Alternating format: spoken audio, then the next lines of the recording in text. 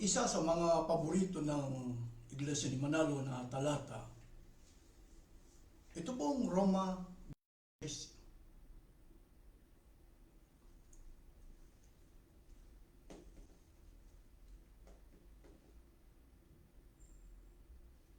Isa sa mga paborito nilang talata ang Roma 16:16. Bakit po nila paborito ang talatang ito? Babasahin ko po sa inyo ang isang Biblia o magandang balita Biblia kung bakit paborito nila. Roma 16:16. Mangagbati ang kayo bilang magkakapatid kay Kristo. Binabati kayo ng lahat ng mga iglesia ni Kristo. Dito po kasi meron pong binabanggit na iglesia ni Kristo. Pero sino po ang nagtuturo sa talatang ito? Hindi po si Manalo. Hindi rin po ang kanyang mga ministro, kundi si Apostol Pablo. Ang ginagawa po ni Manalo, pinupulot lang yung terminong Iglesia ni Cristo.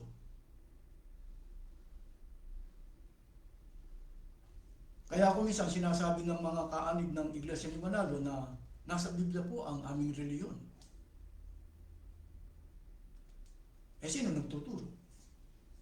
Hindi si Manalo, si Apostol Pablo.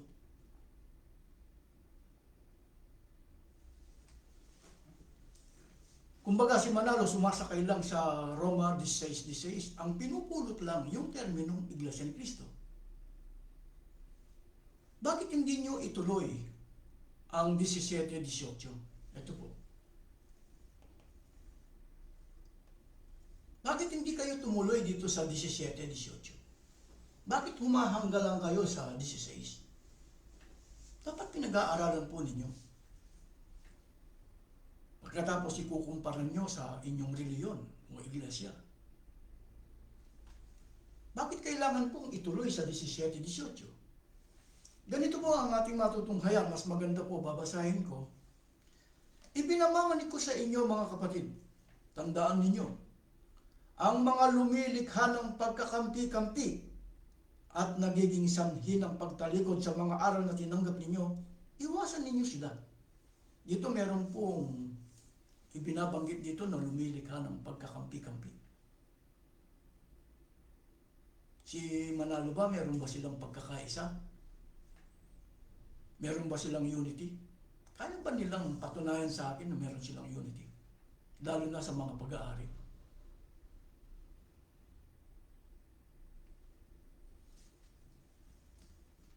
Oh, sino po ang handang magpakilala na ang inyong reliyon? Wala ba kayong binibili? Wala ba kayong binabayaran?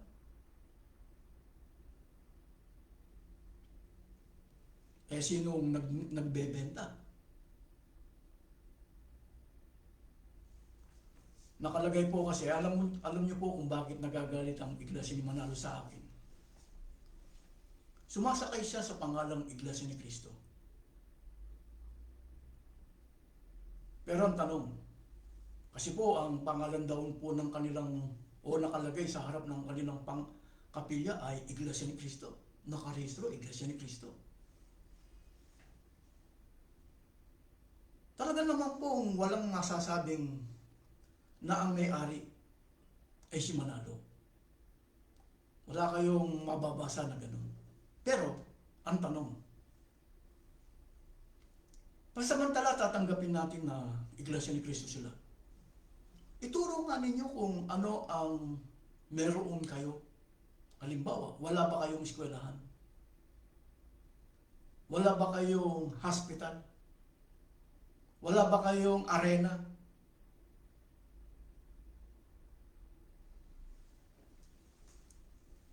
Bigyan na lang natin ng pansin dito sa pag-aaral sa pagkaministro sa Iglesia ni Manalo. Pwede bang mag-aral ng libre ang mga kaanib sa College of Evangelical Ministry? Pwede bang mag-aral ng libre sa pagmiministro ang mga kaanib? bitaw na ang pag-aari ninyo, nagbabayad kayo. Magmumukha po kayong tanga.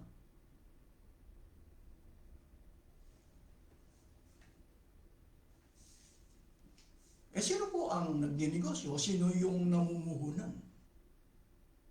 Bakit nagawa ni Manalo yan? Ibig sabihin, si Manalo kasi, ginagamit niyang ang voluntary contribution o yung donasyon, ginagamit niyang puhunan o kapital. Sino ang unang-unang tatamaan? Yun ang bibigyan ng donasyon. Ano ang ginagawa niya sa mga kaanib? Iginigisa sa sariling mantika. Kanino siya kikita ng bayan? Sa mga may ibabayad. Paano po yung walang ibabayad? Ano po ang nagagawa ni Manalo? Lumilikha siya ng pagkakampi-kampi. Kasi kung sino lang po yung may ibabayad, sasabihin ba ni Manalo, mga kapatid, pasensya na po kayo. Nagtatagpo ako ng College of Evangelical Ministry, ang may ibabayad na, ang pwede. Wala pong karapatan dito yung mga walang ibabayad. Wala namang magtuturo ng ganun. Meron bang magtuturo sa mga ministro ni Manalo na ganyan po ang lakaran sa aming reliyon? Meron po kaming kinikilalang unity, pero hindi pwedeng mag-aral ng walang ibabayad. Ang may ibabayad, sa pagmiministro lang to, huwag na tayo pupunta sa iba. Sa ibang mga masasabi nating negosyo, pamumuhunan ni Manalo. Dito pa sa College of Evangelical Ministry ni Manalo, pwede bang mag-aral ng libre mga kaanib? Hindi. Sino ang gumawa para magkaroon ng bayad? Bakit walang itinuturo sa labas ng kanilang sekta o reliyon na may bayad na pala ang pag-aaral sa pagkaministro?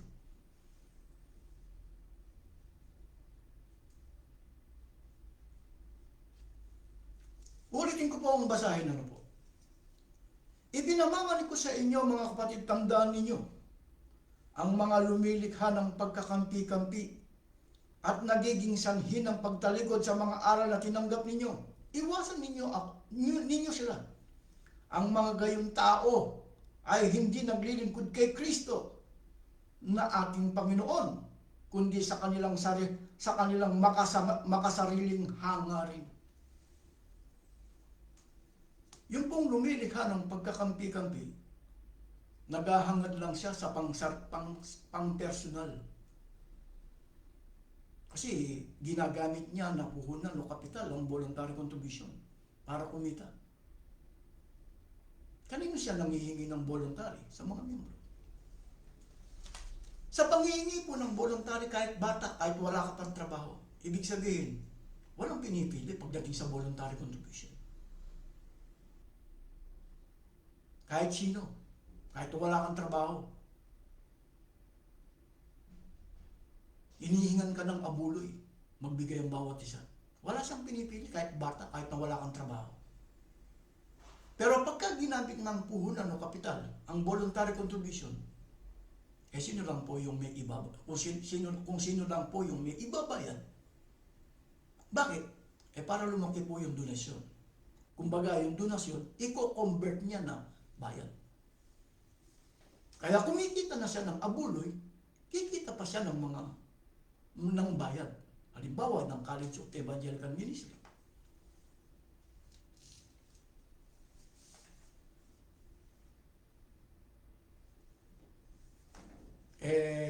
Ang tunay bang ministro o ang tunay na tagapagturo, magtuturo ba siya ng may bayad?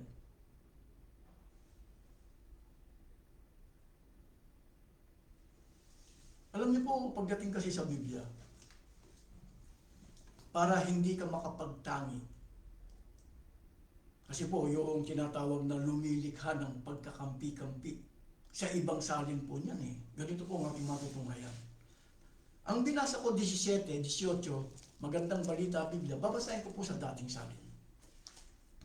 Dito po sa magandang balita, makasariling hangarin. Babasahin ko po rito sa dating salin, Roma, Kapitulo 16, 17, 18. Pakinggan po ninyo kung ano nakalagay rito. Ngayon, ipinamaman ko sa inyo mga kapatid, natandaan ninyo, yaong mga pinanggagalingan ng pagkakabahagi at ng mga katisusuran laban sa mga aral na inyong nangapag-aralan, kayo'y magsilayo sa kanila. Sapagkat ang mga gayon, hindi nagsisipaglingkod sa Kristong Panginoon, kundi sa kanilang sariling tiyan, sa pamagitan ng kanilang mabubuting panalita at mainam na mga talumpati, ginadaya ang mga puso ng mga walang malay. Dito po sa binasa natin sa dating salin, yung lumilikha ng pagkabahagi. Doon sa dating sa magandang balita, pagkakampi-kampi, yung lumilikha. Yung lumilikha ng pagkakampi-kampi, batay po sa magandang balita, Biblia, makasariling hangarin. Dito ang pinaglilingkuran sa dating salin, yung tiyan ng mga lumilikha ng pagkakampi-kampi. Paano ka lumilikha ng pagkakampi-kampi? Ginagamit mong puhunan o kapital ng voluntary contribution, yung hinihingi mo sa mga kaanib para ma-convert na bayan. Kaya kumikita ka na ng abuloy, kumikita ka pa rin ng bayan.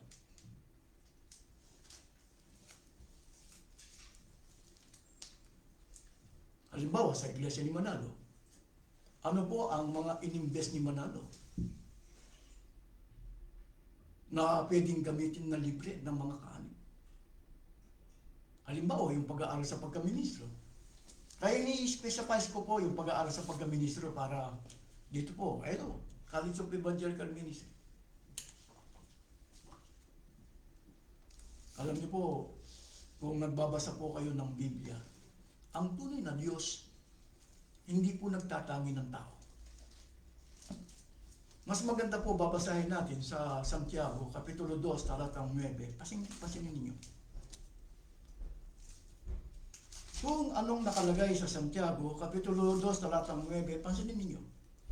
Datapat kung kayo'y nagtatanging ng mga tao, ay nangagkakasala kayo. Kayo'y hinahatulan ng kautusan na gaya ng mga suwail. Paano mo magagawang magtangi o yung lumilikha ng pagkabahagi o yung pagkakampi-kampi? Sino lang po yung, kasi ginagamit mong puhunan o kapital, yung voluntary contribution. Kailangan mo kasing kumite. Sino lang po yung pwedeng gumamit? Yung may ibabayad. Paano po yung walang ibabayad? Majority po sa Iglesia ni Manalo, mga walang ibabayad. Bakit? Mahihirap anong ginagawa ni nagsasamantala?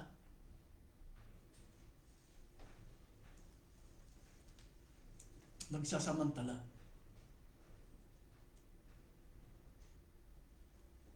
Para hindi lamang po voluntary contribution. Kasi po ang Iglesia ni Manalo, tatandaan po natin, sa araw ng linggo, sa pagsamba ng Iglesia ni Manalo, isang oras na pagsamba, ito ang turo niya, 4 na beses na ibibigay mo. Sa isang oras na pagsamba, 4 na beses ka nang magbibigay. Kung susundin mo yung turo. Araw ng linggo, isang oras na pagsamba, 4. Abuloy na kinukuha ng diakono, kung lalaki ka, diakonesa kung babae ka. Yung inilalagay sa kahon, nagdalawa. Isang sobre para sa lokal, sa distrito, o yung pangangailangan ng lokal, isang sobre. At yung tinatawag na lingap sa mamayan, isang sobre. Pagkatapos po yung iniipon nila mula January hanggang December, yung tinatawag po nila ngayon na blue book, dati libreto. Yung tinatawag nilang hahing pasasalamat na pera. Ito po sa araw ng linggo, isang oras na pagsamba. 4 na beses kang magbibigay. Kung susundin mo yung turo ni Manalo. Pwedeng gawin na pong Sabado to. Basta kailangan koneksyon. Pero po, Webes. 2 ang pagsamba nila sa isang linggo. Webes at saka linggo. Pwede na pong isa ang kukunin niya sa Webes. Pwede nang gawing Merkulis to. Ito pong linggo, pwede nang gawing Biyernes kapag may rally. Ito po yung turo ni Manalo sa kanyang doktrina. Pang-doktrina 19. Pagka nagpaturo po kayo, lalabas po sa doktrina 19. Ngayon, si Manalo po, sa magitan ng ministro, walang kinikitang bayan. Wala siyang kinikitang bayan. Kailangan ng ministro ni Manalo, kaya dito po naging mangmang ang mga ministro ni Manalo. Kaya nagiging mangmang po mga ministro ni Manalo, kung ano lang po ang ipinatuturo rito sa doktrina na hawak nila, yun lang po ang ituturo. Wala bang bayad ang pag-aaral sa pagkaministro? Meron. Mismo, mga ministro ni Manalo nag-aral dito, nagbayad. Pero hindi po nila ituturo. Kahit nag-aaral siya, nagbayad siya, ang pagbiministro sa iglesia ni Manalo, may bayad po. Hindi po nila ituturo. Bakit hindi nila ituturo na nag-aral siya, nagbayad siya? Kasi po lalabag sa doktrina.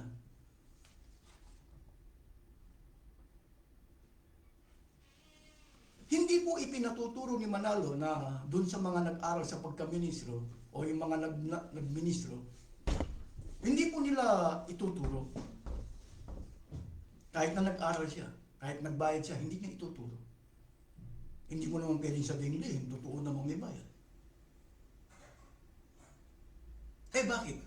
Kasi po, kapag ka inamin niyang nagbayad siya sa pag-aaral na ginawa niya, tatabag po sa doktrina.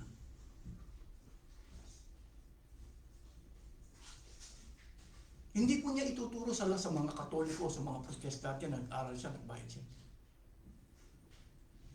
Hindi mo naman pwedeng sabihin din, nakikita mo naman.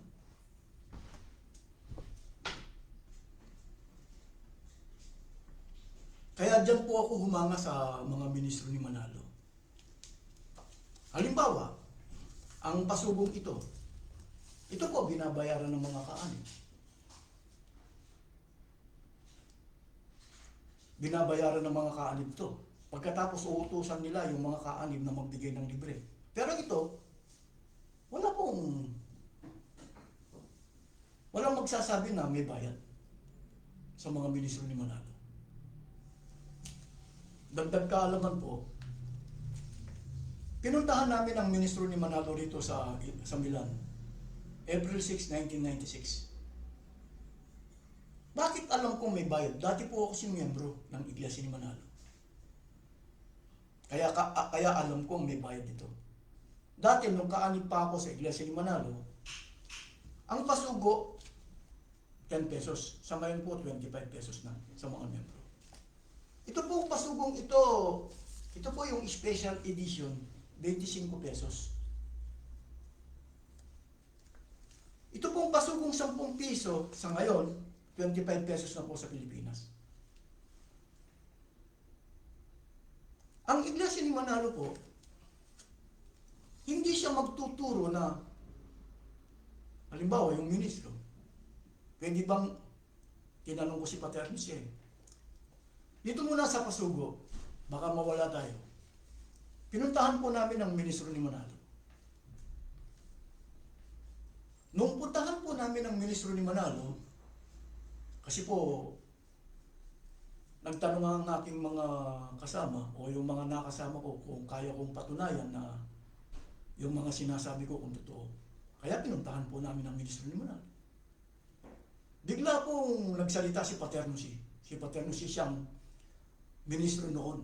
At siya ang isa sa mga naging district minister dito sa Europe. Ginulat niya ako o ginulat kami dahil marami kami. Hindi ba pinamimigay namin sa inyong pasugong magazine na walang bayad? Ang akala niya, magugulat ako. Hindi. Ang akala niya, mabibigla ako. Hindi. Nagtanong ako. Hindi ko siya sinagot dun sa tanong niya. Ako muna nagtanong.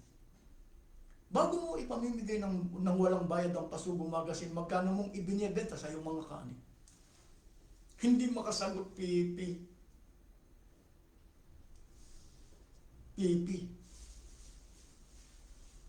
Eh, sinong sumagot? Si Eleni Tumelga po. Si Eleni Tumelga, isang diakono. Sino po ang dapat magturo? Yung ministro o yung diakono? Ano po ang sinabi ni Eleni Tumelga po? Kahit 20, kahit 30, kahit na 100, babayaran namin ng Pasugo. Sa mga kapatid, may bayad. Bakit ayaw aminin ng ministro? Pero alam ba ng ministro may bayad? Kahit na ako, miyembro lang eh. Alam ko may bayad eh. Eh, higit siyang may alam eh. Alam niyo po kung si Paterno si kasi, pinapagawa lang niya yung Pasugo, meron siyang dinadala sa photocopy sa Lambrate noon nakita kami. Nagtaka ako doon sa photocopyahan. Pero inilalabas nila na itong mga pasugong binibili nila rito sa sa Milan, eh galing po ng Hong Kong, printed by Hong Kong. Hindi po. Galing lang doon sa Lambrate. Meron po siyang pinase-xerox para lumabas na ganito. Kahit, bakit alam ko? Eh hindi ako nakita. Kaya alam ko. Eh doon din ako nagpapaserox. Huwag mo sasabihin, kaya mahirap po ang sa Iglesia ni Manalo, baka kasi po wala naman pong nakalagay na presyo. Yan. Pero bakit malakas ang loob ko na patunayan? Kasi po pwede nilang pasinungalingan yung aking alam. Pero nung makita ko po na pagkakasama pala yung mga kaanib niya, halimbawa, yung mga kaanib niya, marami rin sila eh. Meron na magsasabing, dinadaya. Kaya nga sabi ko, niloloko kayo ng ministrong ito. Hinanyan ko si Paterno si. Napatawa ako. Alam niyo po, binalikan namin sila ng kinamerkulisan. Araw ng Merkulis yun eh. Binalikan namin sila. Pinaikutan na lang ako ng mga diakono, yung mga kalalakihan ng mga iglesia ni Manalo. Para hindi ako makarating doon sa bahay. Kaya yung mga kasama ko nagtaka bakit ang dami nila. Alam niyo po, Iglesia ni Cristo. Ang pangalan nila, Iglesia ni Cristo, sa harap ng kanilang kapilya. Ang pangalan na nakarehiso, Iglesia, patutunayan ko. Hindi sila Iglesia ni Cristo na pag-aari ni Cristo. Bakit? Lumilikha ka ng pagkakampi-kampi. Meron bang si Manalo ba? Kaya ba niyang patunayan na meron silang unity? Si Manalo at ang kanyang mga ministro, meron ba silang unity? Wala po. Kahit sa eleksyon, wala silang unity. Ito po, sasabihin ba nila na ito ay pag-aari ni Manalo? Hindi. Wala magsasabing pag-aari. Sino magsasabi nito? Na sasabi, ang may-ari po niyan, Iglesia ni Cristo. Tama. Kaya sino po Iglesia ni Cristo rito? Halimbawa, sino po Iglesia ni Cristo rito? Halimbawa, magtatanong ka. Kami. Kayo ba ang may-ari nito? Binili mo na nga eh. Dapat inarkila mo na kung kukunin pa nila sa'yo eh. Halimbawa, sa atin kasi sa Pilipinas, meron pong tinatawag na comics. Magazine yung mga comics. Meron po kasi sa atin na nagpapa-arkila ng comics. Yung arkila, binabayaran. Kaya bumabalik sa may-ari. Ito po, binebenta sa mga kaanib eh. Pagkatapos yung mga kaanib, uutusan na magbigay ng libre. Sa makatwid, ang reliyong Iglesia ni Manalo, walang ibinibigay na libre. Hindi naman po lumilitaw. Halimbawa, yung pag-aaral sa pagka-ministro. Sasabihin ba ng ministro ako nag-aral po, nagbayad. Tinanong ko na nga si Paterno si bago ako tumiwalag sa Iglesia ni Manalo. Pwede po bang gamitin na puhunan o kapital ang voluntary contribution? Kapag ka ginamit mong puhunan kasi ang voluntary contribution, lilikha ka ng pagkakampi-kampi. Lilikha ka ng pagkabahagi. Bakit? Ang madyoransa kasi sa mga kaanim ng iglesia ni Manalo, walang ibabayad. Kanino ka ngayon kikita? Doon sa mga may ibabayad. Kukunti lang. Halimbawa, nagtayo ka ng eskwelahan, hospital. Lalo na yung Pilipino rin. Kaya nga po ang iglesia ni Manalo. Mas maganda po babasahin natin ang isang pasuko. Nakadeclare po ang mga pag-aari. Halimbawa, ang eskwelahan. Ito po yung pasuko. Ang isa sa mga pag-aari ng iglesia ni Manalo, yung po tinatawag na New Era University. New Era University. Babasahin ko po sa inyo para maintindihan po ninyo. Being owned and operated by the Iglesia ni Cristo, yung mga kay Manalo, but classified as a non-sectarian institution. Ano po ang ibig sabihin po? Nakadeclare na non-sectarian. Ano po ang ibig sabihin ng non-sectarian? Pagka marunong po kayo, kahit iglesia ka ni Kulapo, o iglesia ka ni Batman, basta may ibabayad ka, pwede kang pumasok, pwede kang mag-aral. Paano po yung mga yung mga miyembro niya na walang ibabayad? Nakatingin lang parang adik. Ang ganda po ng aming mga pag-aari. Bakit? Hindi ka pwede kasi. Wala kang ibabayad eh. Ano ang nagagawa ni Manalo? Namumuhunan. Kasi si Manalo, negosyante. Negosyante. Kaya lang, hindi alam ng karamihan. Anong ginagamit niya ang puhunan? Voluntary contribution. Nangihingi siya. Kaya pagka ginagamit mo ng puhunan, lumilikha ka ng pagkakampi-kampi, pagkakababahagi. Nagtatangi ka ng tao eh. Hindi ka sa Diyos. Ulitin po natin ang Santiago 2:9 sa magandang balita Biblia po. Pakinggan po ninyo kung anong nakalagay dito sa Santiago 2:9 sa magandang balita Biblia. 2:9. Ngunit kung hindi pare-pareho ang tingin ninyo sa tao, hindi, pare-pareho naman po eh. Pati bata, hinihingan ng abuloy. Pare-pareho po. Hinihingan namin sila ng abuloy, pati bata. Kahit na wala pong trabaho. Pero pagka ginamit mo ng abuloy, yung abuloy, o yung donasyon, o yung limos, ginamit mo ng puhunan, kanino kakikita ng bayan?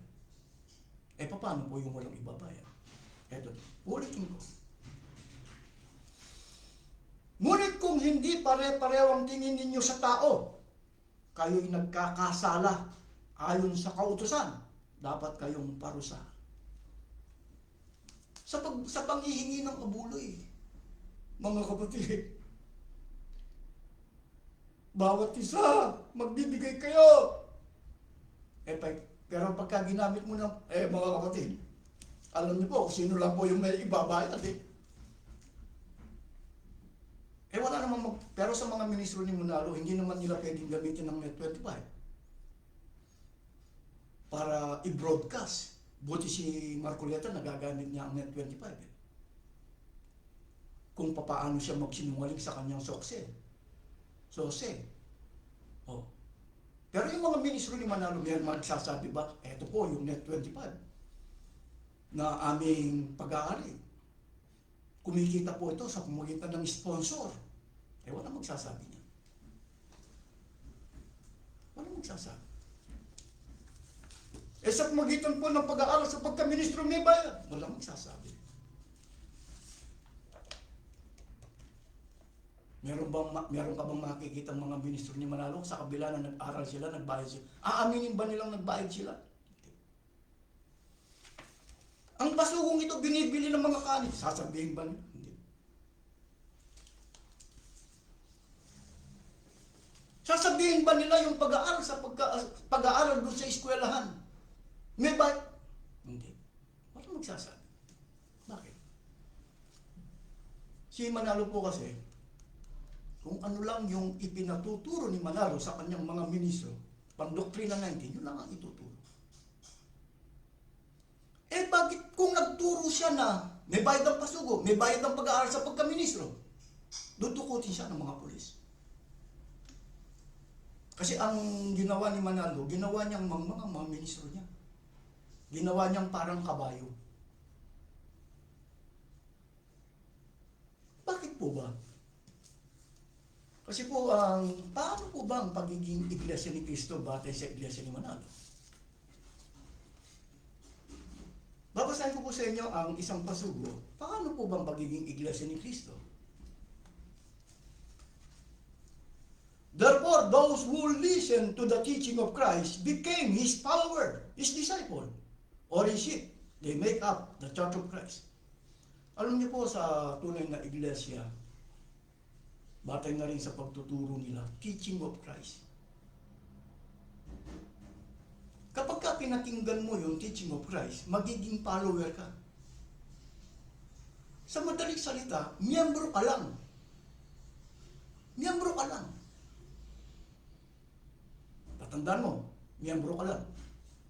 Pwede po bang maging ministro sa loob ng tunay na iglesia? Pwede. Babasahin ko sa inyo. Aklat po ng Colosas, pwede po bang maging ministro? Pwede. Ganito ang ating matutunghayan, aklat po ng Colosas, Kapitulo 1, talatang 25, pakinggan po ninyo kung ano nakalagay dito. Sa Colosas 1:25. Na ako'y ginawang ministro nito, ayon sa pamamahala na mula sa Diyos, na ibinigay sa akin para sa inyo, upang may pahayag ang salita ng Diyos. Pwede po bang maging ministro sa loob ng tunay na iglesia na pag-aari ni Cristo? Pwede. Pero tatandaan mo, miyembro ka lang. At magtuturo ka lang ng mga salita ng Diyos. Kung ano yung nakasulat sa Biblia, ayun lang ay tuturo. Ano po ang ginawa ni Manalo para kumita siya ng bayad? Nagbuo po siya ng tinatawag. Ito po yung ginawa ni Manalo. Para makalikha siya ng pagkabahagi, pagkakampi-kampi. Ito na po.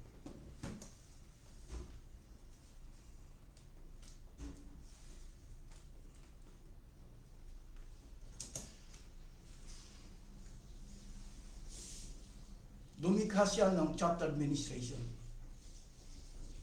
Ang layunin gumawa po ng administrative rules. Yan po ang pinakalayunin ni Manalo. Tatandaan po natin, ang tunay na iglesia na pag-aari ni Cristo, pwede kang maging ministro. Pero wala kang karapatan magbuo ng chapter administration. Para lumikha ka ng administrative rules. At sa tunay na iglesia na pag-aari ni Cristo, hindi ka pwedeng magpabayad. Kasi itinuro na ni Cristo sa 12:13, ang upahan hindi tunay na pastor. Kaya sa loob ng tunay na iglesia ni Cristo, paano po ba nagkakaroon ng karunungan o kaalaman? Ganito ang ating mababasa, pasingin po ninyo. Unang Korinto, Kapitulo 2, talatang 12-13, pakinggan po ninyo. Ngunit ating tinanggap hindi ang espiritu ng sanlibutan, kundi ang espiritong mula sa Diyos, upang ating mapagkilala ang mga bagay na sa atin na ibinigay na walang bayad ng Diyos. Na ang mga bagay na ito ay ating namang sinasalita, kundi sa mga salitang itinuturo ng karunungan ng tao, kundi sa itinuturo ng Espiritu na iniwawangis natin ang mga bagay na ayon sa mga Espiritu sa mga panalitang ayon sa Espiritu. Ang Diyos nagbibigay po ng karunungan. Wala po siyang pinipili. Wala siyang pinipili. Pero pag kami bayad, pumipili ka na. Kung sino lang po yung may ibabayad. Kaya sa loob ng tunay na iglesia na pag-aari ni Kristo, ang tawag diyan kaloob. Ganito po ang ating matutunghayan. Ikumpara natin sa iglesia ni Manalo. Marcos Kapitulo 4, talatang 11, pakinggan po ninyo. Ito po ang tawag. At sinabi niya sa kanila, sa inyo ay ipinagkaloob ang makahalang ng hiwaga ng kaharian ng Diyos. Datapwat sa kanilang nanga sa labas ang lahat ng mga bagay ay ginagawa sa pamamagitan ng mga talinhaga. Ibinibigay ng Diyos ang karunungan, ang ibang tawag diyan kaloob. Sa English, gifted.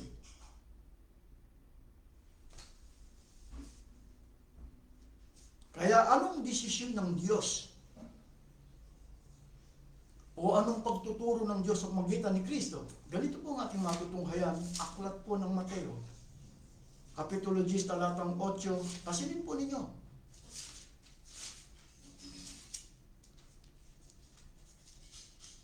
Magpagaling kayo ng mga may sakit, magpabangon kayo ng mga patay, maglinis kayo ng mga ketong, magpalabas kayo ng mga demonyo. Tinanggap ninyong walang bayad, ay ibigay ninyong walang bayad.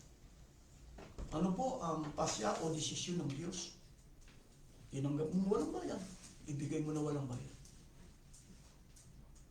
Kaya yung binibigyan ng karunungan, ibig sabihin, yung mga nagmiministro sa loob ng tunay na iglesia na pag-aari ni Kristo, kahit saan makarating yan, hindi sisigil ng bayad.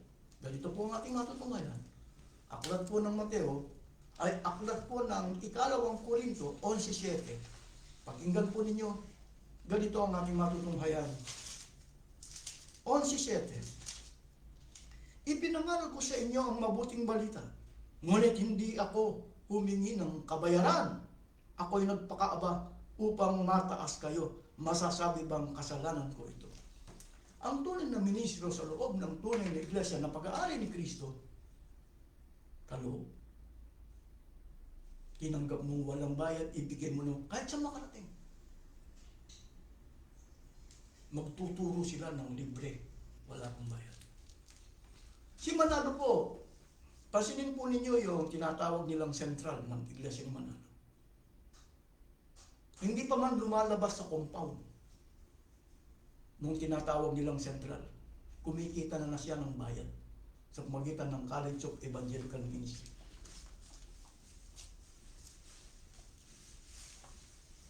At doon sa mismong sentral, doon ginagawa yung mga pasugo.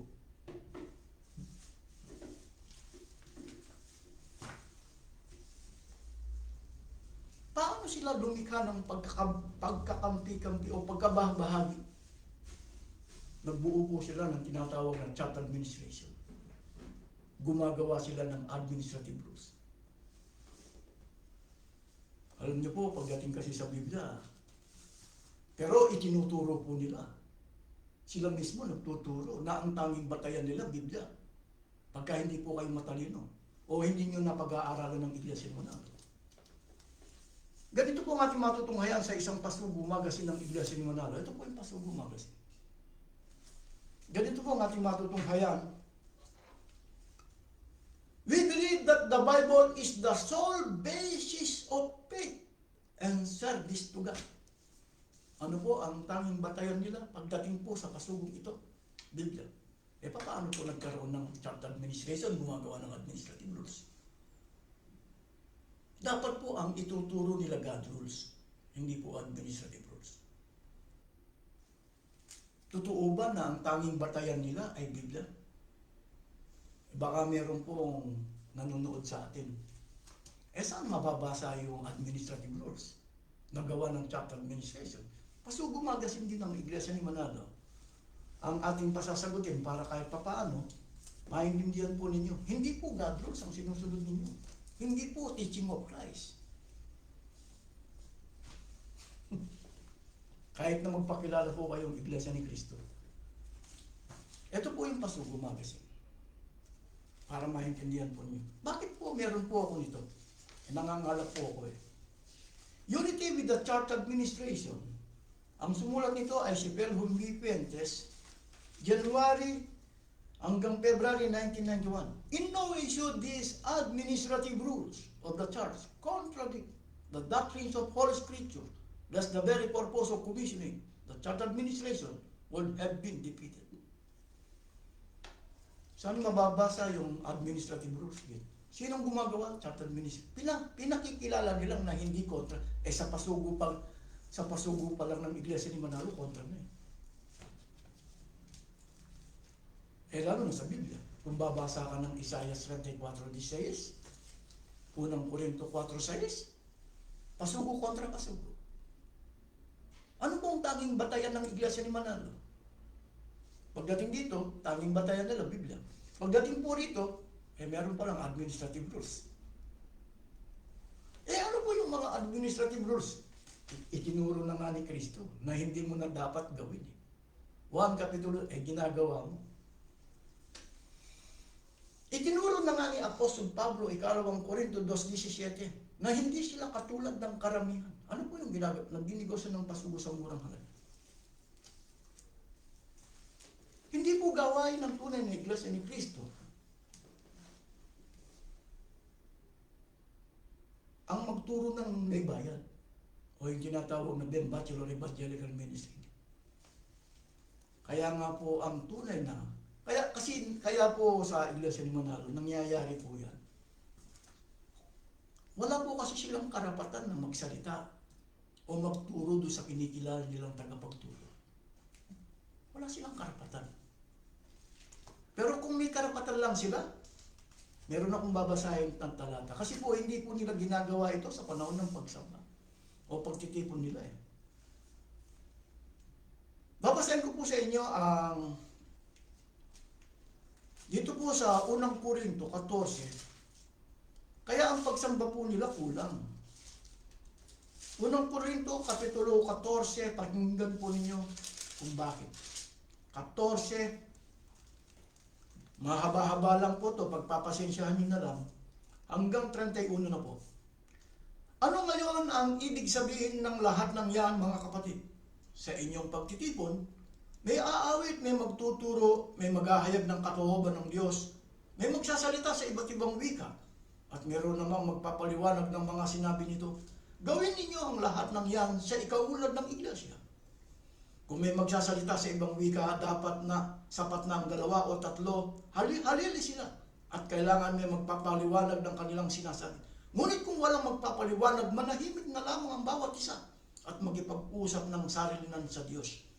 Magsalita ang 2 o 3 tao. Ito na po.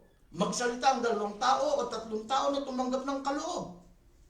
Paano po? Ang may karapatan lang palang magsalita sa loob ng tunay na iglesia ay yung tumanggap ng kaloob. Paano masasabing Iglesia ni Kristo itong Iglesia ni Manalo? Hindi na po kaloob. Bakit? May bayad. Ulitin ko. Magsalita ang 2 o 3 tao na tumanggap ng kaloob na makapagpahayag ng salita ng Diyos at timbangin naman ng iba ang mga sinasabi nila. At kung ang isa sa mga nakaupo rooy, eto na, yung karapatan ng mga nakikinig. Sa Iglesia ni Manalo, bawal po magdala ng Biblia. Meron daw po silang Biblia, kinakatwiran ng mga kalib nasa bahay. Hindi po nila dinadala sa panahon ng pagsamba. Dahil wala po silang karapatan magsalita. Hindi nila pwedeng turuan ng kanilang kinikilalang tagapagturo. Pero pagdating po sa Biblia, ang tagapagturo pwedeng turuan. Ito po. 30. Sapagkat kayong, at kung ang isa sa mga nakaupo rooy, tumanggap ng pahayag mula sa Diyos, tumigil naman na nagsasalita, sapagkat kayong lahat ay maaaring isa-isang magpahayag ng salita ng Diyos upang matuto ang lahat at mapalakas ang loob nila. Ang pagtitipon po, yung tinatawag na pagsamba, pwedeng gawin sa bahay. Pwede kang magturo sa bahay. Kaya nga si P.H.W. Manalo, nagkulong lang siya ng 3 araw, 3 gabi sa bahay, paglabas niya, ministro na. Itong mga ministro ni Manalo, 13 years ang pagmiministro. Pagkatapos ng 13 years, kung gusto nila mag-abroad, kung qualified sila dun sa tinatawag na ASPON, 13 years ang pagmiminisyo sa Iglesia ni Manalo. Pababasaan mo ng talata katulad dito, 29, 30, 31, hindi na nababasa. Hindi nila ituturo may bayad ang pasubo. Hindi nila ituturo ng pag-aaral sa pagkaminisyo kung may bayad. Para makapandaya pa sila. Kaya ang palilitawin nilang source of income lang nila, voluntary contribution. Hindi kasi lumilitaw sa mga tao na si Manalo, negosyante. Hindi po ministry. Si Manalo naghahanap lang ng puhunan o kapital o puhunan sa magitan ng voluntary contribution. Hindi po niya hangad na magturo. Kaya nagtatago.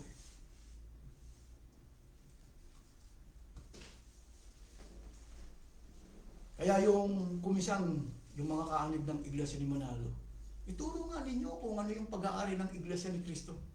Pwede nyo bang gamitin ng libre? Nakakaawa po yung mga nagbibigay ng abul.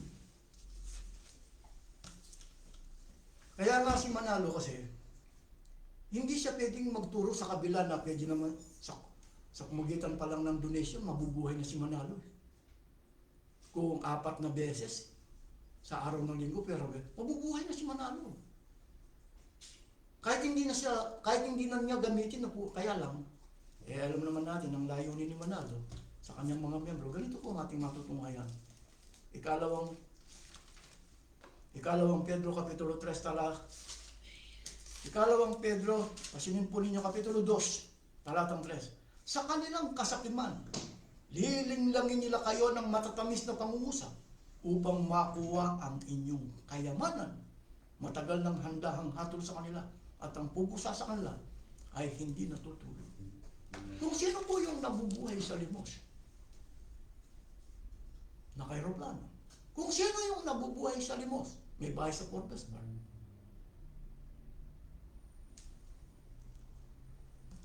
Yung mga kaanib kaya pala nagbibigay.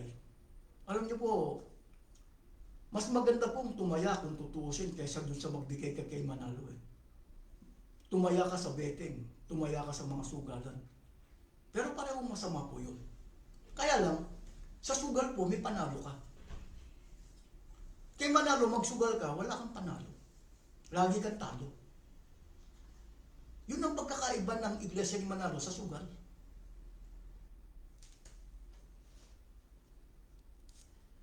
Bakit? Si Manalo kasi hindi naman naniniwala sa Diyos Hindi naman siya hihingi ng biyaya sa Diyos Bakit? Wala siyang karapatan magtrabaho. Kasi po ang sumpa ng Diyos sa sino mang lalaki, sa pawis ng iyong mukha kakain ka. Hindi po sa pawis ng iba.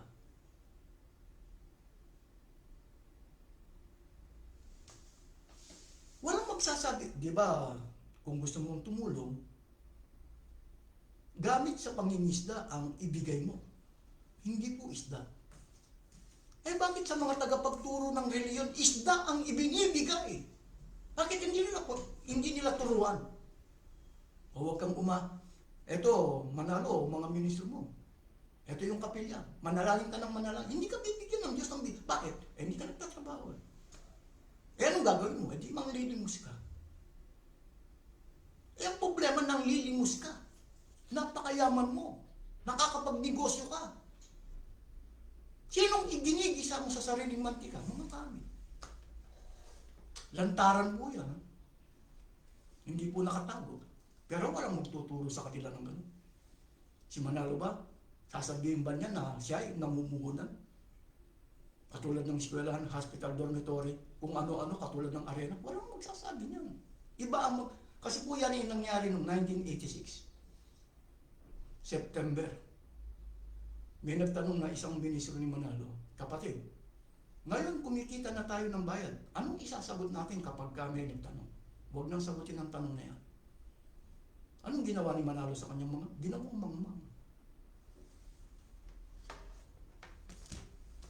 Kaya si Manalo ayaw niyang maglahad ng source of income.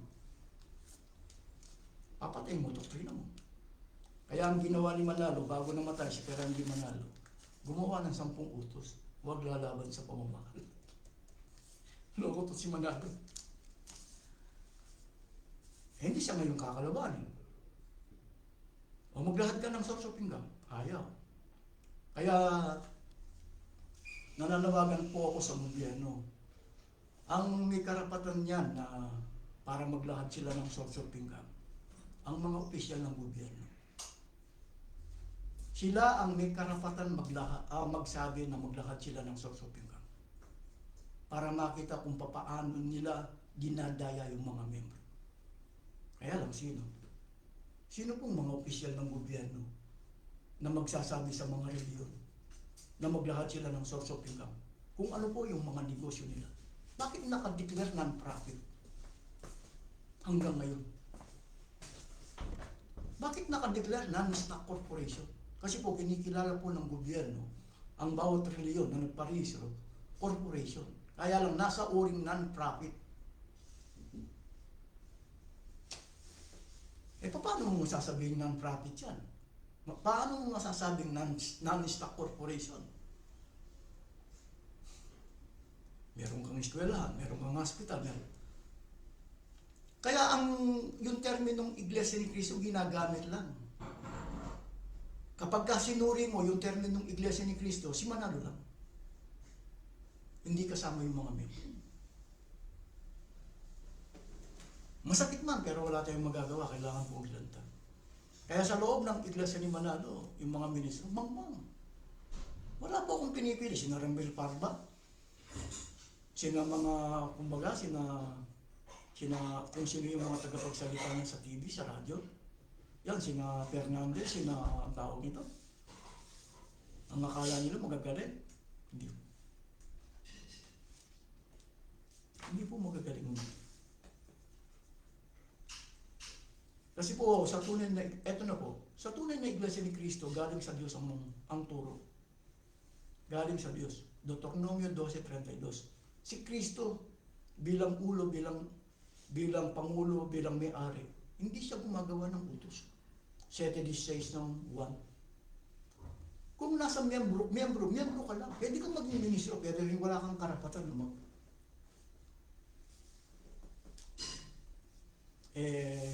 gustong kumita ni Manalo na gustong kumita.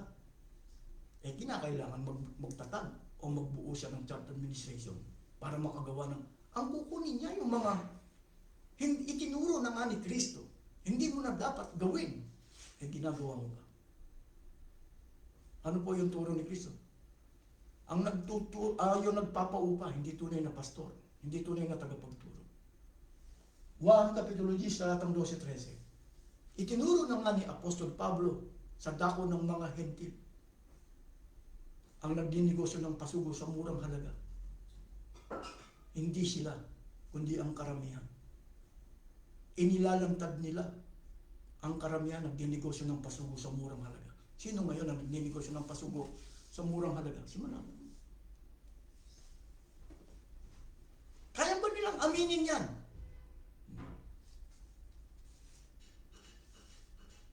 Kaya wala sa mga ministro ni Manalo, mangmang. Kaya ang pinalalakas ni Manalo ay yung tinatawag na scam, dalo. Yung mga ministro, hindi po mga college graduate, mga degree holder. Pababasaan mo ng talata, ayaw.